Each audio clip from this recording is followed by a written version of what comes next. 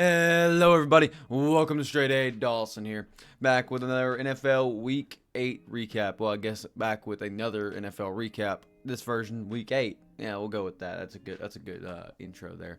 As you kind of see on screen, I'm going to go through all the games in NFL Week 8, as well as I've decided to finally condense some of the FanDuel stuff and the ESPN. What's called Eliminator Challenge. I'm still in it, so I'll show you kind of the recaps the last couple weeks, as well as what I'm probably going to pick this week. The FanDuel one, I'm probably just going to do a review of the bet I made last week rather than making it like a review than that. That way it can condenses it into the video better. But I'm going to quickly go through all the games this week, and we'll talk about it, show all the good stuff. But meanwhile, this week is a big week for what's called StraightA. For one, we had Trayton down, so we recorded quite a few things. So Trayton was in town, Braden recorded a couple videos for his first time in StraightA, and Ryan was in town. Well, no, wasn't in town, was around. So we were able to record a lot of stuff, watch some football together in person. It's the first time we've been able to do that. So a lot of really fun times, really cool stuff happened with all that. So there's going to be some awesome recordings coming up, and some awesome recordings that have already occurred and have already been uploaded, as well as a new series should be launching this week. My goal is Thursday, could be Friday or Saturday, but my goal is Thursday to get it out there. And I really hope you guys enjoy the new series. I think it's going to be a really fun one. I have to kind of space it out, so it's not going to be in every other thing, but it's going to be a big series that we're going to really try to hit the ground running and going with. Either way, we have some games to review, and first of all, we have the Thursday night game of the Buccaneers at the Bills. Honestly, kind of impressive game from both teams, more so from the Bills, obviously, than the Bucs. Baker Mayfield, I think, did fine. The run game couldn't get going. They're really behind for most of the time. Defensively, the Bucs did fine. They held Josh Allen decently well for the beginning, and Josh Allen kind of took away quite quickly near the end. Pretty decent game. Then Bills, Josh Allen, of course, had another great day. Rushing did fine. They did what they needed to do. Josh Allen, of course, still good on his feet. Receiving game really didn't get anybody. Didn't get Stephon Diggs or Gabe Davis as much involved as they got Khalil Shakir. It was pretty cool. Dalton Kincaid is really having a breakout game. I think last week as well he had a really good game. So Dalton Kincaid really is showing up and being the number one option to tight end, obviously, wise. Defensively, the Bills were just not as impressive. There's one of their weaker games, but they still weren't bad. They got a couple sacks in the game right down here, but no picks, 3 sacks in the game, no picks. So Bills did fine on defense, but they did what they needed to do and won, becoming 5-3. Which at this point we're almost halfway through the season. That's another important thing to note, is that I know last week we talked about the power rankings being a team joint one this week, but since we're so close to the halfway mark, I feel like it'd be a really cool idea if I do power rankings again for this week and have them react once again. We'll have another discussion about any other teams, and then at the halfway point after week 9, then come together and do a shake-up of my power rankings, where the power rankings video will be a joint collaborative effort to reshake up my whole power rankings, agree on order, and show you guys, the audience, and us the exact changes that were made based on the shake-up, and just see how much they agree with me, how much they don't. Who knows? Beside the point. Move on from this game. Buccaneers and Bills was a pretty decent game, though. I was very impressed by both teams. Just fine. A game that I was not very impressed by. This was a game I watched quite a bit of because I had a lot running on the Giants. Not a lot, but I had hope in the Giants. I still have that bet that's on. That's hopefully the Giants get above 7-10, which at this point after this game really makes me doubt that, because we're going to see the Giants stats and I'm sure they're not very good, because I think I have an idea what they are. But for the most part, it really wasn't because the Jets were good. The Jets were actually kind of crap. Zach Wilson did fine. I actually had a clutch moment near the end to, I believe, get them into field goal range. I can't remember if that was an overtime or if that was just, tie the game. Can't remember which one that was, but I think it was a tie the game with 1 second left on the clock. I think they snapped it away. I think the refs helped them out a little too much. They usually take a little bit more time setting, but beside the point. Receiving, Garrett Wilson was having a good game. Breece Hall in the air was really good, but in the ground, holy moly, they really couldn't get anything going. Defensively, they did fine. I mean, I guess it was. I don't know if it's more the Jets' defense than it was the Giants' offense doing bad. So I don't know. But Giants' offense, I think I saw a stat, if in terms of net yardage, if you count sacks, they got like -9 yards. It was pretty bad. Like, you throw the ball 14 times and you get a total of 7 yards. That's really bad. The ground game, they freaking abused Saquon Barkley, and I think that's the stupidest thing they could even do. 36 for 128 yards, 3.6 yards on average. Really, really bad. I just don't know what they were thinking. Receiving, of course, nobody got anything. Darren Waller, Matt Breida only received a little bit. Saquon, I guess, received a little bit too, but it was bad. Defensively, Giants, they were carried by Kayvon Thibodeau. Thibodeau. I mean, that's about it. I mean, defensively, this game was horrid. Offensively, this game was horrid. This game was probably one of the worst games I've ever seen in my life. And I was a Broncos fan last year. I saw some crap games. This might be up there with the Colts-Broncos game last year. It was just so brutal to watch. It just was no fun. No one won from this game. It was so bad. Jaguars, Steelers. Saw a little bits and pieces of this one. Trevor Lawrence looked fine. Travis Etienne did what he needed to do. It looked like this was just another typical game from the Jaguars. They came in, did what they needed to do, and won. The only notable thing here is Calvin Ridley did get a couple more receptions in the last couple weeks than he was used to. Evan Ingram also very heavily involved in the game this week, so good for him. He's really getting involved. Defensively, they did pretty good though. Jaguars defense actually held the Steelers quite well, but the Steelers offense did. I believe Kenny Pickett was hurt. Again, I didn't watch this game all the way through. I kind of tuned in and out. I believe Kenny Pickett got hurt and Mitch Trubisky came in. Definitely a downgrade from Kenny Pickett. At least I don't know if Mitch Trubisky needs a couple games to warm up. I don't know how long Kenny Pickett's going to be out for, but it just was not cohesive for the Steelers to really be in control, I guess, this game. Rushing-wise, nothing on the ground, really. In the air, a couple good things, I guess. George Pickens got the touchdown, but other than that, I mean, Deontay Johnson got a lot of the yards. Najee Harris got a little bit of love, too. But otherwise, it really wasn't a good offensive game from the Steelers. Defensively, they look good, though. They look fine. I think it was a step down, but it still showed that the Steelers' defense is still pretty good. But, I mean, Jaguars took advantage of the game and just moved forward. Simple as that, I'd say. Well, we also have the Eagles and Commanders, and I swear the Eagles cannot help but make these games close between the Commanders. It's just it's in their nature. And I believe there's only 7-1 team left because the Chiefs lost this week, and the 49ers, well, they've lost the last 3 weeks, so I don't know about that one. I believe they're the only 7-1 team I can think of on the top of my head. Well, we'll see. Either way, I mean, Jalen Hurts had a career game. I just felt like he had a really, really great game against a mediocre Washington defense, and we'll get to defense because this was not a defensive game. I'll tell you that. It seems like they never have defensive games. They just have offensive games. DeAndre Swift had a fake out, I believe, a tush push, and it actually worked. So they really are going to have even more trouble stopping the tush push. A.J. Brown continues to have, I think, 100-plus yard games. I think 4 or 5 weeks in a row. Absolutely amazing. Devonta Smith, great. Also found the end zone. And Julio Jones, I've caught one pass and made it to the end zone. So good for Julio Jones. I like Julio. So, I mean, like him. So, beside the point, defensively, I mean, not really anything. I'll be honest with you. The Eagles' defense definitely took a step back this game. And I don't know if they're just relaxing or what, because Sam Howell also had a career game. Honestly, if you're looking at the stats, I'd almost say that Sam Howell, the completion percentage really didn't help him. So he had just almost as good of a game as Jalen Hurts. So 397 yards, 4 touchdowns, 1 interception. Really, really good from him. Rushing-wise, again, mediocre, but Brian Robinson Jr. did look good. Receiving, Jahan Dotson was really looking really good out there. But they really split it between a lot of people. Terry McLaurin, Logan Thomas, Jamison Crowder, Jahan Dotson, all got a touchdown. So really awesome to see they split that up a lot. Defensively, again, there was like nothing. It felt like the defense was almost a non-factor. It was almost there just to keep a clock, basically a sack clock on the time. And if you ever played flag football and had a sack clock or whatever of like 10 seconds or 5 seconds or whatever it was, that's what this game felt like. It's just they had sack clocks. That was about it. But I mean, the Eagles, they ended up with a win, 7-1. They don't have to face the Commanders anymore, so it should be their kryptonite long gone at that point. So nice. Commanders to fall to 3-5. Moving on from that, the Rams and Cowboys. Bless the Rams' heart. Good God, I don't even know what to say.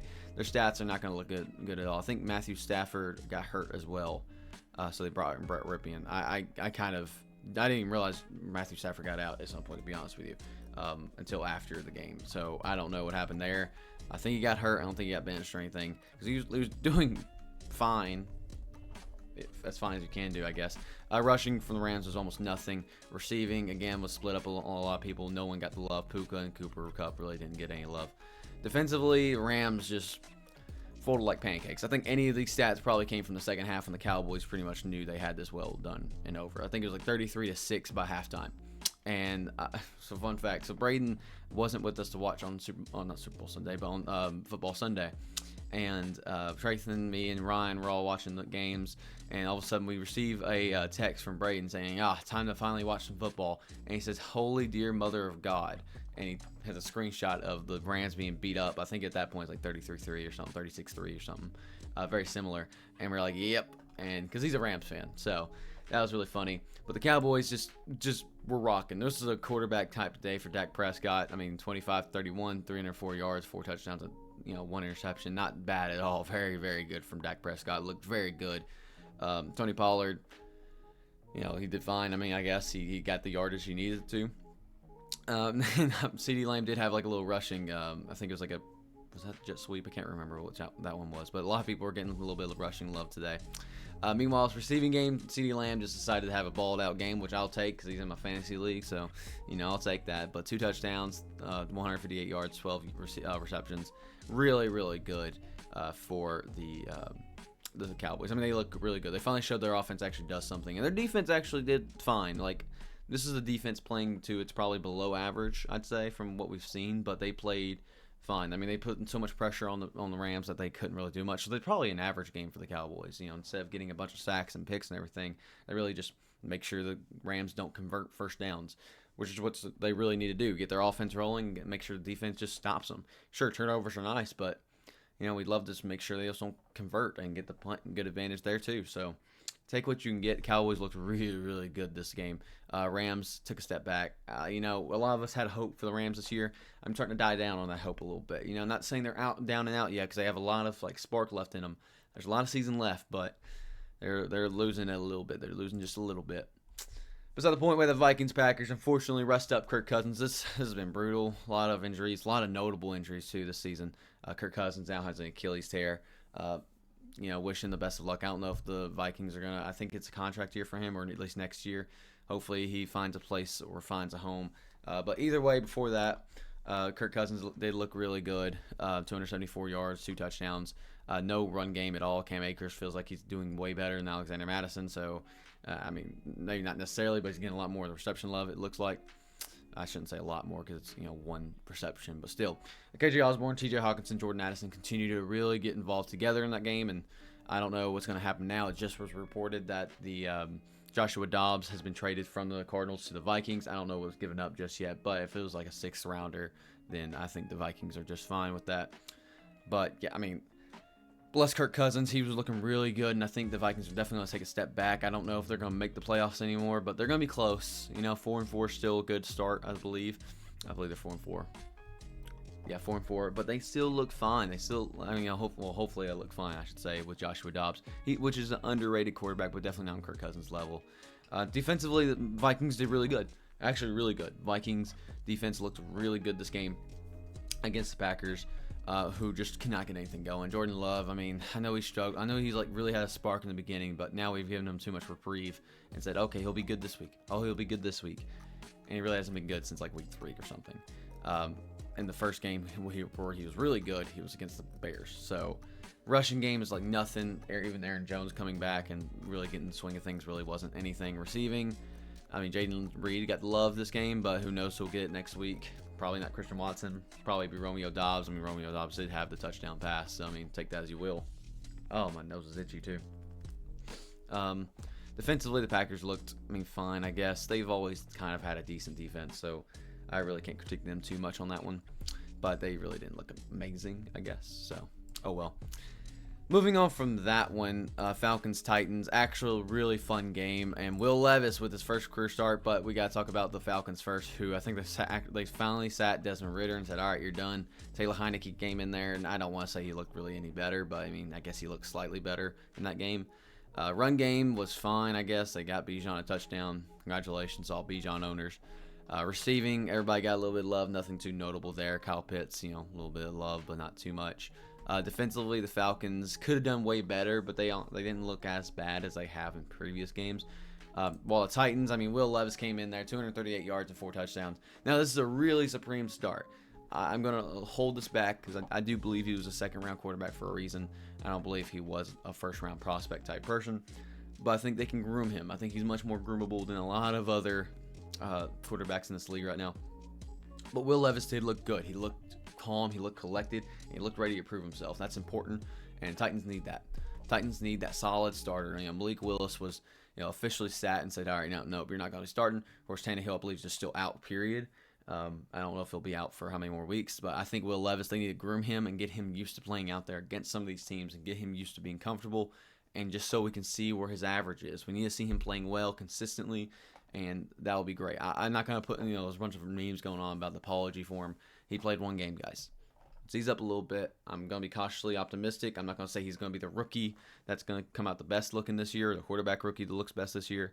I think we saw it with C.J. Stroud. I mean, C.J. Stroud had like six or seven games, really good games in a row, or good games in a row, I should say. Will Levis is one really decent game, and probably slightly above one of C.J. Stroud's best games, maybe. I can't really think of any of his big stat games, but either way, Will Levis looked really good. He was a notable one. Meanwhile, Derrick Henry's King Henry. Come on. Tajay Spears also looked really good. I don't watch Tennessee games very often, like in full force, but of course a lot of Tennessee fans were with us, with Trathan, I guess, and the other people that were with him, but not Trathan, but the other people that were with Shu. Love the Titans, so that was a game we watched. And, I mean, Tajay Spears looked really good. I liked him a lot, so good to see that. Receiving DeAndre Hopkins 3 touchdowns casually. It felt like when the second one happened, I was like, oh man, he did get one earlier, didn't he? And then the third one happened, I was like, gosh dang, he's just rocking and rolling this week. So DeAndre Hopkins getting 3 touchdowns, really awesome to see. Otherwise, not really anything too notable for receiving. Defensively, Titans look really good. Probably one of their best defensive showings in terms of numbers. Like, 7 sacks? 6 sacks? Yeah, sure, 6 sacks. No turnovers, unfortunately, but they still looked really good. They got the stops they needed and really put a lot of pressure on the Falcons, which is what you need to do. Okay, that was a big, loud bang. I don't know if you heard that on camera, but boom, that was a loud bang. Braden's back. Patriots, Dolphins. Didn't watch much of this one either. Kind of saw it in the red zone or whatever it was. Mac Jones looks fine. Ramondre Stevenson and Zeke, no, not really anything. Receiving, Kendrick Bourne, he exists. He's still doing good. I see his name pop up every now and then, doing good. Defensively, exists. The Patriots defense is a type of player team. I mean, I guess it's kind of impressive they hold them to 31 points rather than 70. So I'll give them that. Tua, I mean, these numbers feel kind of typical for Tua at this point. Maybe a little bit higher than usual, but pretty dang good. I mean, 75 is that 75% passing yards? I can't really. No, I guess not. It's a little bit lower than that, but still, I mean, really good.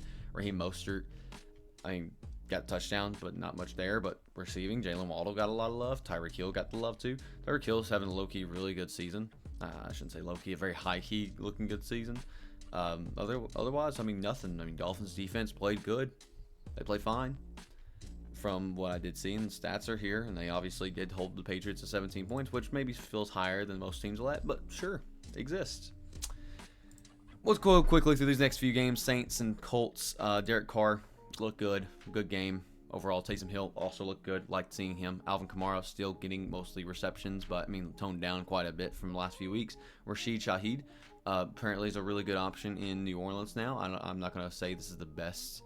This is going to be a continuous thing, but it's nice to see that he's getting a lot of love. Defensively, look good. Their Saints defense probably looking a little bit better than it has in the past couple weeks in terms of expectations. Gardner Minshew, not good, not as great, I should say. Jonathan Taylor really held down the fort in terms of the rushing game. Zach Moss did get a little bit of love and found the end zone. I mean, Josh Downs, beast, love him. Michael Pittman still finds the end zone, pretty good, I'd say. Defensively, Colts, I don't know if that really exists. They are a team that plays on defense, but they're a team that exists on defense. Simple and to the point. I really can't say much. I mean, they let up 38 points, which is not very good. Meanwhile, go Texans Panthers. One of the worst showings I think we've seen from C.J. Stroud. We kind of tuned in and out of this game because I was like, oh, Texans are going to win, and I didn't realize the Panthers were within well into field goal range, and then yeah, they won. So that was kind of disappointing because I like Texans, but oh well. Their stats don't really look good, and they didn't look amazing either. Even the receiving game really kind of weakish in that sense. Defensively, they look better. It was a good showing for both defenses, but against, I think, up-and-coming offenses. So I don't know how much that was really impressive. Bryce Young had a pretty good game, though. I mean, these are about stats you would expect from Bryce Young at this point. Maybe a little bit above average, maybe, but pretty good. No rushing game from the Panthers, though, and Adam Thielen continues to be the guy. Simple and to the point. Defensively, the stats don't really show it here, but the Panthers defense actually played really well, putting a lot of pressure on C.J. Stroud and making sure he makes those rookie mistakes. So in the battle of the first round picks, like first through 3, 1, 2, and 3, with Will Anderson and Jr. and it's Will Anderson Jr. right? Yeah, and C.J. Stroud on Texans versus Bryce Young. Simple to the point. That's how it goes. Bryce Young and the Panthers took the win this time. So it's kind of really awesome to see that we got that game going on. Browns Seahawks, kind of a more boring game too. I kind of tuned out of this one. PJ Walker really didn't do anything. Didn't look good at all. Kareem Hunt looked really good. Jerome Ford didn't look as good. They're really splitting between all these guys now. The rushing game, they're depending on the rushing game in Cleveland, which they should. They have two really acceptable rushers. Two acceptable two acceptable running backs. There we go. And Pierre Strong Jr. I think serves as a suitable running back 3. While Amari Cooper continues to be getting a little bit of love by PJ Walker, kind of the main love. David Njoku probably also a little bit of love too. Otherwise, Pierre Strong Jr. did not realize he had a 41-yard pass. Nice, good for him. Otherwise, defensively is where the Browns have been, the strong suit, but really this week the Browns defense didn't show up as well as they could have. The Seahawks kind of took advantage of that, and while Geno didn't have the best game in either the rushing game, they kind of split it up a lot, but I mean they got a lot of love. I didn't actually realize Zach Charbonnet got as many reps for as many yards as he did, so that's pretty awesome to see. Jake Bobo, cool, love seeing Jake Bobo. Geno Smith didn't look amazing, but I mean they got the job done. Tyler Lockett found the end zone. DK Metcalf got some yardage. Jackson Smith and Njigba found the end zone and did fine. Pretty good. I mean, Seahawks offense is really rocking. Their defense actually held up quite well and put a lot of pressure on PJ Walker, making sure he didn't have enough time to even really think. So, really good game from the Seahawks. Cleveland definitely took a step back here. Really need to get that offense consistent. Another pitiful game. That I think the 3 o'clock games really just did not do it for me. Joe Burrow looked like Joe Burrow again. I mean, he's back. They're doing a lot better, 4-3 now versus the San Francisco 49ers going down to 5-3. They really need a bye. They got their bye week coming up, so they need to really rest up. Joe Mixon looked really good from the things I saw from him. Jamar Chase did look really good. Tyler Boyd got a lot of love here too. Found the end zone, of course, too. Defensively, I mean, the Bengals ate them up. I mean, simple to the point. The Bengals freaking ate them up, put so much pressure on them. And while Brock Purdy didn't do horrible, definitely not what he's used to. In terms of the completion percentage and the touchdowns and the interception ratios. All those kind of stuff felt a little bit down for him. The yardage is still there. Was really desperate to throw it downfield. Christian McCaffrey really didn't get as many reps on the ground, so they really were able to utilize him just because they got so down so fast. George Kittle got a lot of love this game, and I like seeing that too.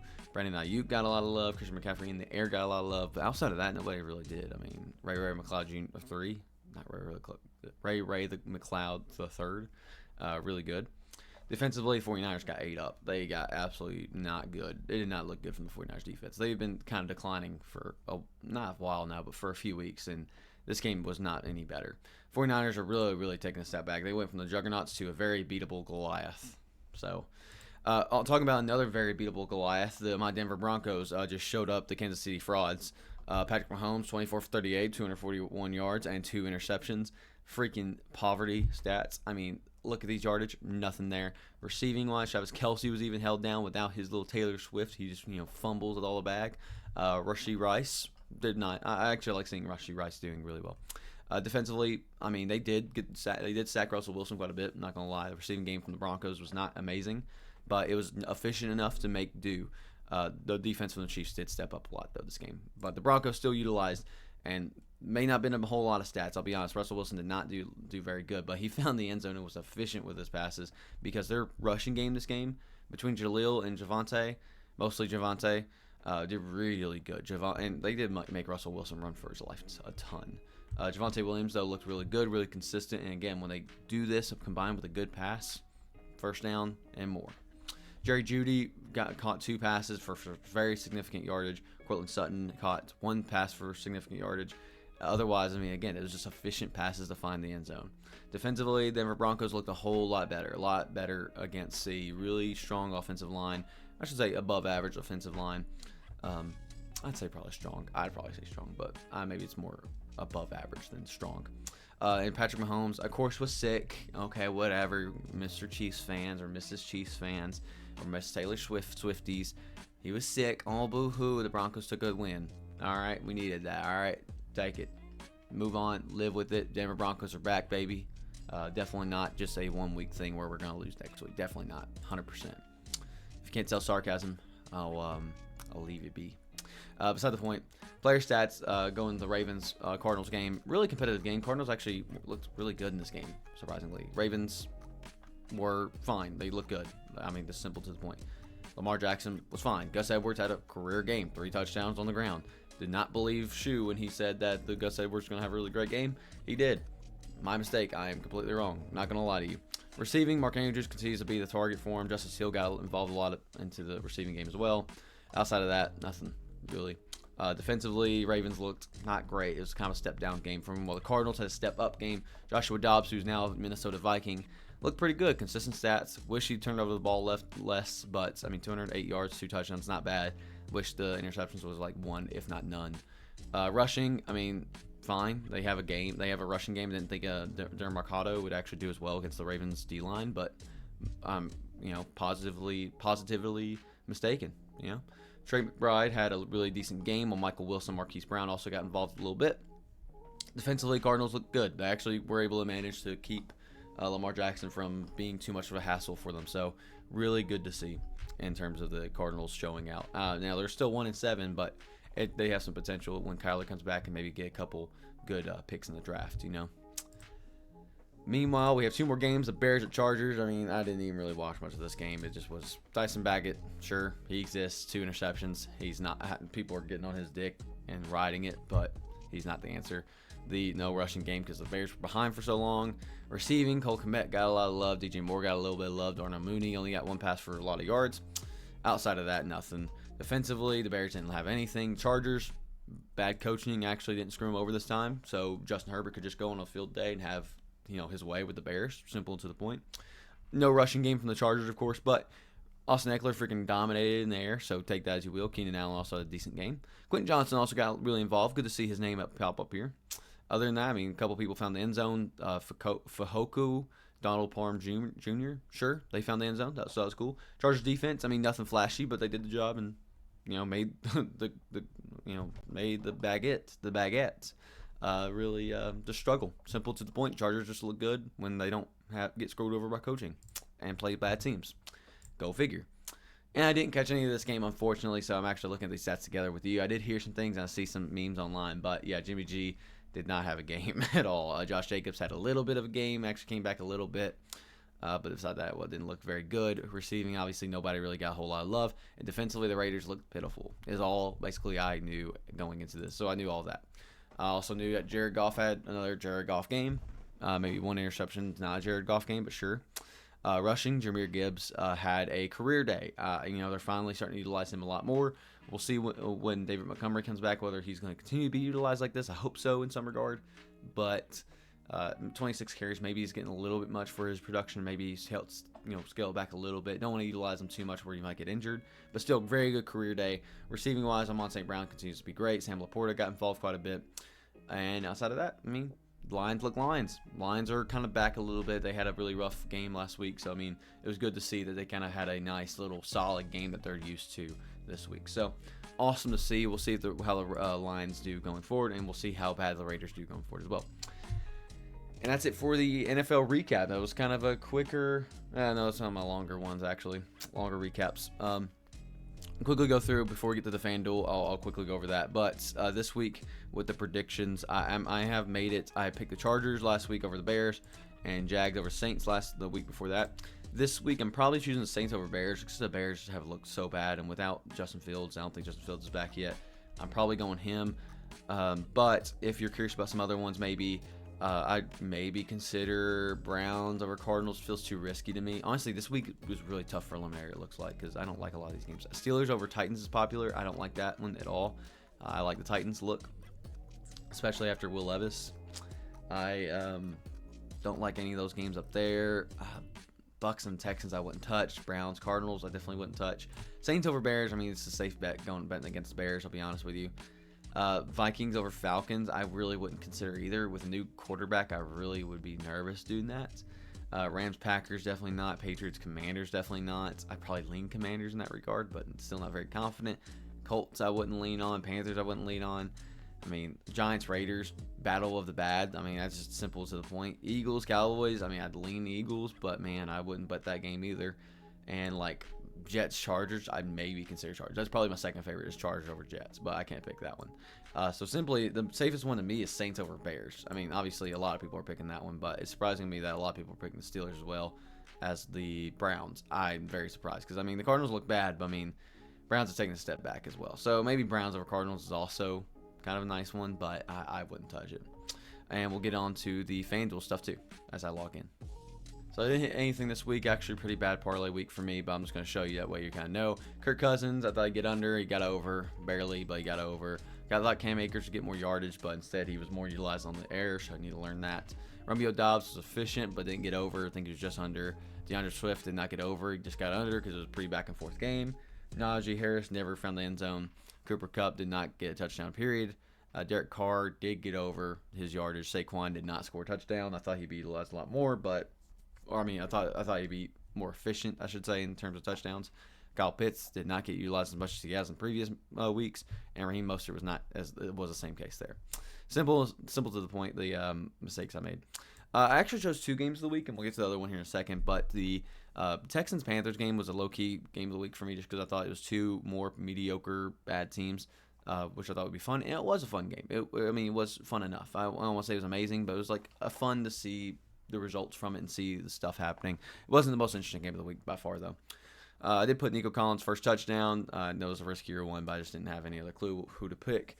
Adam Thielen did not find the end zone, even though with his efficiency. C.J. Stroud did get under. Bryce Young did get over. C.J. Stroud did not get 2 touchdowns like I thought he would. Miles Sanders did not rush for anything. I thought coming back he would be a little bit better, but definitely not. He's not getting any love at all. Dameon Pierce did not rush for over 52.5 yards, which was in hindsight really bad of me. DJ Chark did not find over 31.5 yards. And Adam Thielen did get over 5.5 receptions, which was a smart, safe play. Simple to the point. I also did a lot. This one actually did really good on the 15-leg parlay with all the games. Over for the Philadelphia Eagles and Commanders. Money line for Jaguars felt good. Cowboys winning felt good. Saints spread I felt really good. Vikings spread I felt pretty good. Texans and Giants money line. I mean, those were more not riskier ones. Texans I didn't think was as risky, but Giants was a little bit riskier, so I'll take that L. Falcons, Tennessee Titans, I knew it was going to be a little bit more of a scoring game than the betting odds were giving it. New England and Miami, I knew as well was going to be a little bit more. I thought New England would get them at 13 to 17, and Miami would get in that 30 range, so pretty solid. Cleveland Browns did not win, unfortunately. A lot of my money line bets actually didn't hit, so that's kind of unfortunate. Bengals did cover the spread. I thought they would lose barely, but they actually won by a decent margin, so pretty good. Under 44.5 for Ravens Cardinals. I thought it definitely was going to be a lower scoring game, but actually turned out to be a little bit more. Under for Kansas City and Denver. They kind of showed before they're not going to be as higher scoring teams and against each other, especially divisional game. Cold. I used my brain this time. Chicago Bears did not cover the spread. Thought they would do a little bit better, but I forget that they have the baguette at quarterback, and he's not that good. And Detroit Lions did cover the spread. That was one of the riskier ones. Actually, ones I was scared about, but Raiders have been just absolutely getting decimated. Plus, it's about 2 scores, and I was like, yeah, it's going to be about a 2-score game. Then you have the other game I chose, which was the Seahawks-Browns game, which also was a very solid game. But Kareem actually did really good on this one, too. Kareem Hunt did find the end zone. P.J. Walker did go over his passing yards. Geno Smith also went over. P.J. Walker did find the end zone once with a touchdown pass. Kenneth Walker did not go over his rushing yards, though, which I thought would be a really good, solid one, too. Mark Cooper, 48.5, felt really aggressively low, to be honest with you. And even with Jackson Smith and Jigba, 31.5 felt a little bit low, but both those hit as well. Kenneth Walker did not get involved in the receiving game, I don't think, at all. DK Metcalf did get plenty of reception. 3.5, again, felt low. And Kareem Hunt, I guess 3.5 is a good line because I guess sometimes he gets like 2 or 3, but still. And Kareem Hunt did not get the first touchdown. I decided to kind of double up on that, but I can't remember who got the first touchdown.